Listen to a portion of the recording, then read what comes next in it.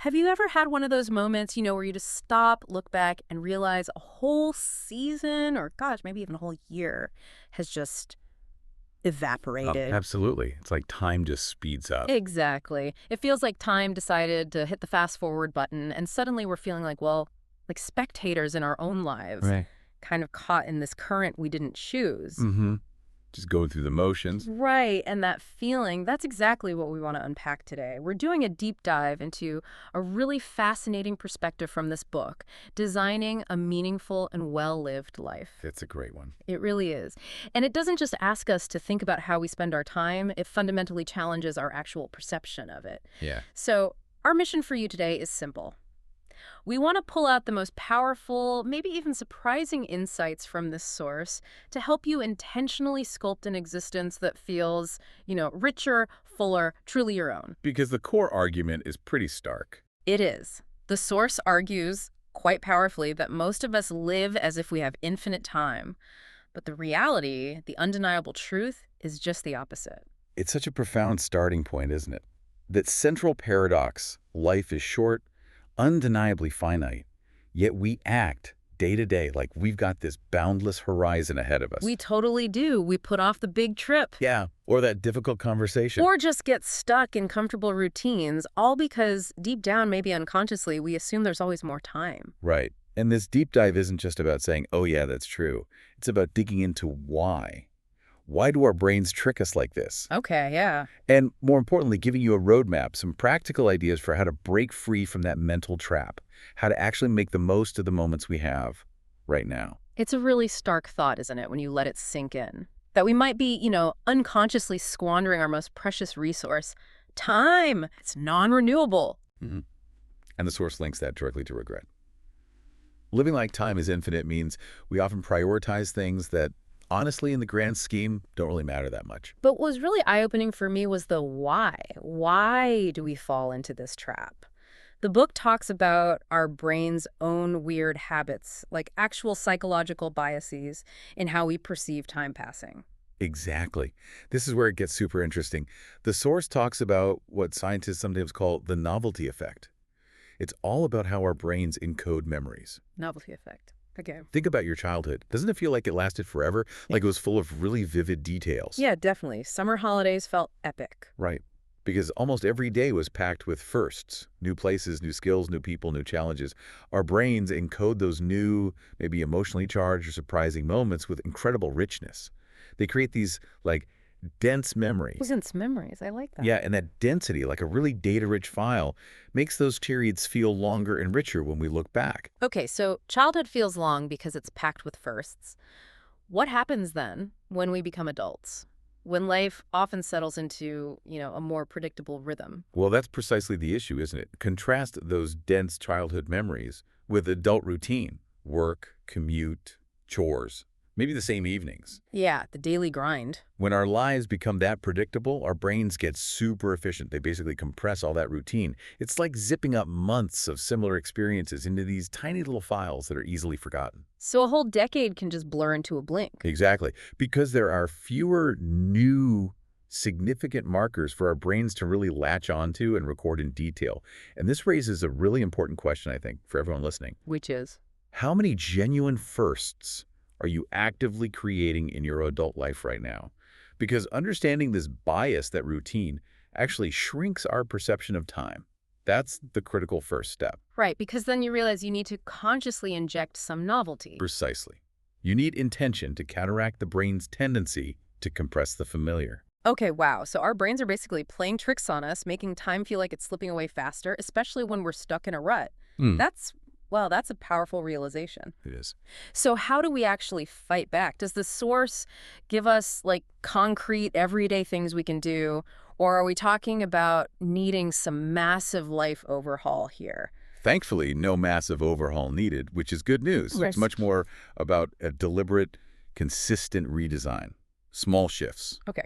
And the book offers really practical strategies across different parts of life to help us counteract these biases and live more intentionally. Where should we start? Maybe relationships. Relationships, yeah, always important.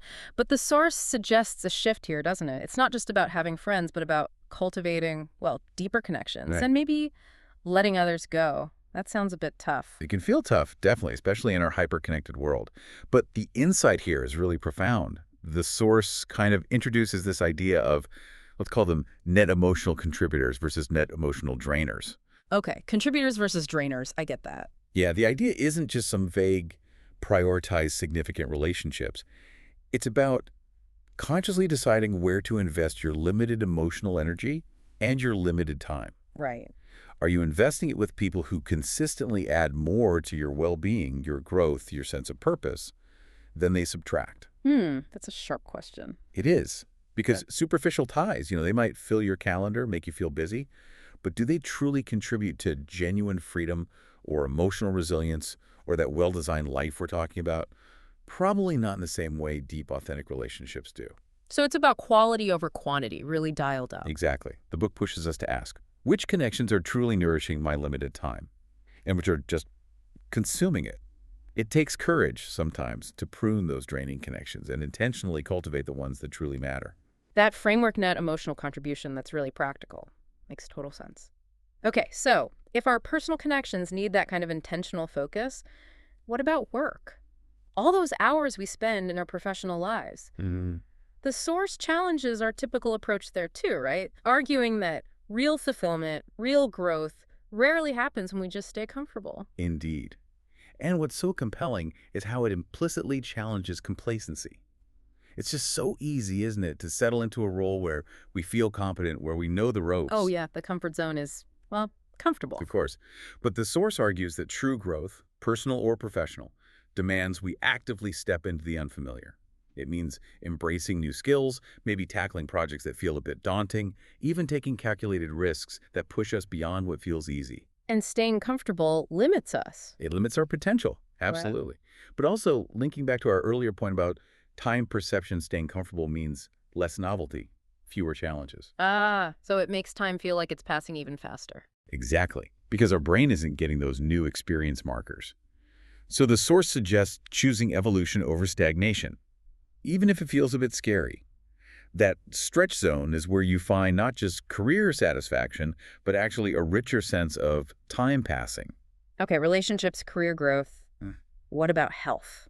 Something we all nod along to, say it's important, but how many of us truly treat it like the absolute foundation? Oh, that's the thing. The source makes a really strong case here, doesn't it?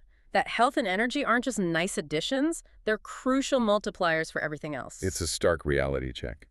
The source basically positions neglecting your health as putting the handbrake on all your other ambitions. Wow, the handbrake. That's a strong image. Think of health, physical, mental, emotional well-being as the engine of your life. Hmm. If that engine isn't robust, isn't well-maintained, good sleep, nutrition, movement, Right. then everything else operates at a fraction of its potential. Your relationships might suffer because you're low on energy. Your career growth stalls because you can't focus. Your ability to learn shrinks. So it's not just about avoiding getting sick. Not at all. It's about maximizing vitality, having the energy, the resilience, the clarity to fuel everything else you want to do, everything you want to be.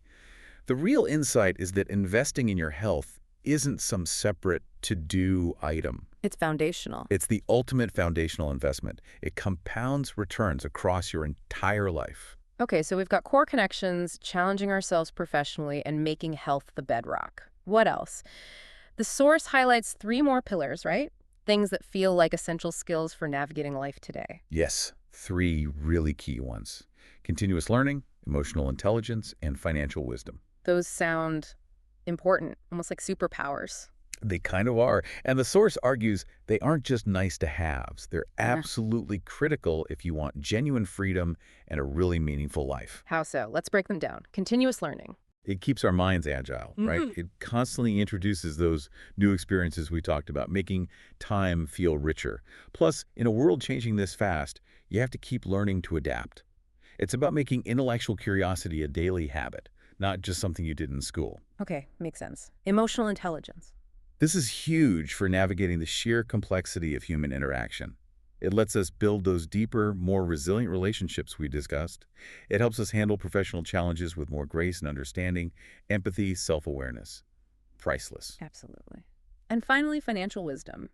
This one provides the security, the platform to make choices based on your purpose, not just out of necessity. It frees you from feeling trapped, maybe in a job you don't love, just for the paycheck, the golden handcuffs. Right, it gives you options. Exactly. It removes that constant anxiety about scarcity. Hmm. So together, these three, learning, emotional intelligence, financial wisdom, they create this robust foundation for autonomy.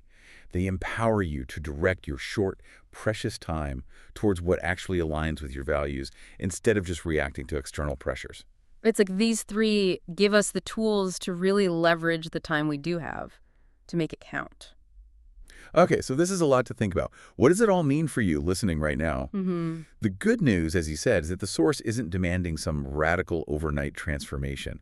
That just feels overwhelming, doesn't it? Totally. It would paralyze most people. Instead, it really champions a consistent step-by-step approach. It's much more about small, deliberate actions taken regularly, not waiting for some grand life-altering event. Which raises that important practical question. Okay, how can we realistically start? Where do we begin? Yeah. And the source concludes by really stressing that these small, deliberate actions, when paired with consistent self-reflection, just checking in with yourself, that's the key. So weaving intentionality into the everyday. Exactly. It could be something really small, like consciously scheduling a 15-minute focused phone call with one of those net emotional contributor friends this week. Okay, doable. Or maybe deliberately volunteering for that slightly uncomfortable stretch zone project at work you've been kind of avoiding. Hmm. Or maybe it's a 5-minute mindfulness practice each morning.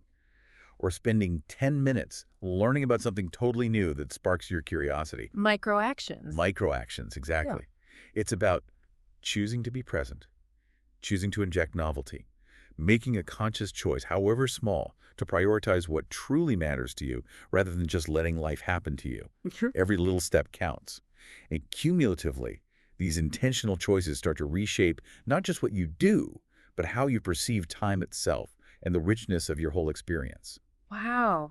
This deep dive has really highlighted some powerful ideas, hasn't it? Recognizing those time perception tricks our brains play. Yeah, the novelty versus routine thing. Then intentionally focusing on those significant relationships, challenging ourselves at work, making health the absolute foundation. And actively cultivating that continuous learning, emotional intelligence, and financial wisdom. Right. It all weaves together into these clear paths toward a more meaningful life. And it's not about magically finding more hours in the day, is it? Not at all. It's about making the time you have feel richer, more aligned with your values, and just profoundly new again, in a way. Mhm. So as you go about your day today, maybe think about this. If you truly believed you didn't have infinite time, if you knew deep down that every minute was precious, what's one small deliberate action you could take today? Just one thing to make your life feel a little more vibrant, a little more engaged, a little more new again. And maybe take a moment, right now even, to consider which of these pillars we talked about feels the most neglected in your own life. Hmm. Is it relationships, career stretch, health, learning, financial clarity, emotional awareness? Don't feel like you have to tackle everything at once. That's overwhelming. But maybe identify just one area. Perhaps it's finally having that honest conversation you've been putting off, or starting that tiny learning project, or even just taking 5 minutes to appreciate your physical well-being with a conscious breath. Just one small shift. Exactly. Even a tiny conscious shift in just one area can start to ripple outwards. It can begin to reshape how you see your time and how rich your experience feels. Start small, but start with real intention.